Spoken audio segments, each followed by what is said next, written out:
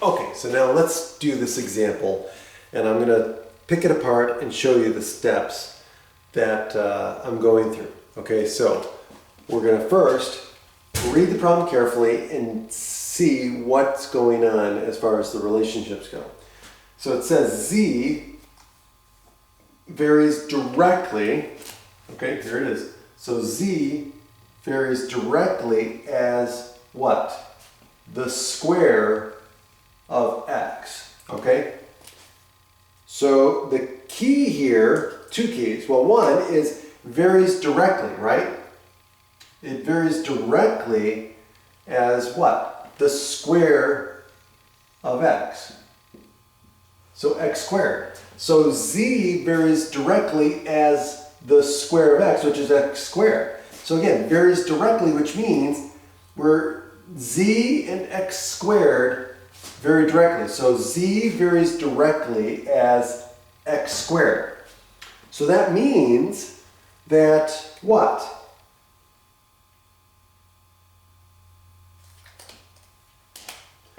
That means that K equals what? Z over X squared. Or, I'm sorry, got that mixed up. That, K, well, yeah, that's right. Yeah, I was right.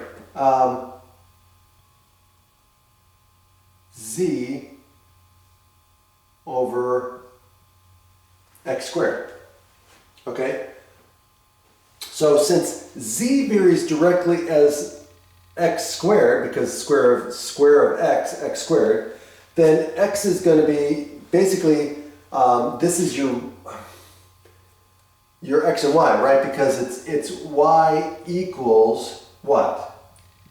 KX, okay? Or K equals Y over X. Well, that's what we have here. So when we say Y varies directly as X, X is your independent variable. So if I say Z varies directly as X squared, then X squared is my independent variable and it goes in the bottom here. So K equals Z over X, okay? But it also says that Z varies inversely, right? So, and Z varies inversely as Y. Well, again, think about it. Well, that means that K equals what? The product of Z and Y. Which means that what? Z 1. So here, Z equals K times X squared, right? And here, K equals the product, which means Z equals K over Y. Well, if we combine these two, right? So if Z equals this, right?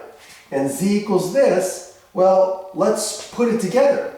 So that means if we take both of them, Z equals what? K times X squared over Y. And so now this is the formula that I'm going to use. So that's the big part of this, solving this problem, right? Once we have this, then it's easy, okay? But where students make a mistake is setting these up. So again, read the problem carefully. Here it says Z varies directly, right? Which means, again, we're going to have this, but it directly as what? The square of X. So it's going to be Z over X squared, okay? So then we get the formula Z equals K times X squared, which matches the direct variation, right? So this is the formula for direct variation. Then it also tells us that Z varies inversely as Y. Well, that means it has to have this relationship. K is equal to Z times X, which means that Z equals K over Y. And of course, if Z equals this, and z equals this, then we just put it together in one formula. Okay? And now this, and in this case, k is our constant of combined variation. And so now we can solve for k. Now, it says, or no, actually they give us k in this one. So k equals 12. So now let's just plug. So k equals 12. X is 8. So it's going to be 8 squared. And then y is 15. Okay.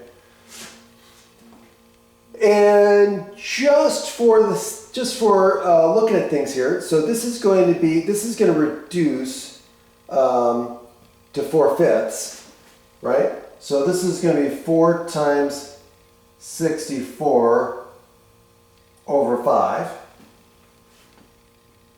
Okay, and then if we plug that into our calculator, what do we get?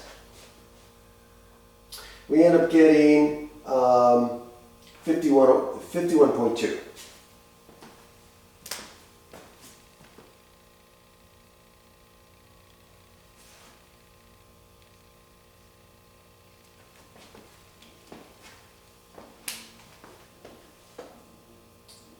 And that's it. Have a great day.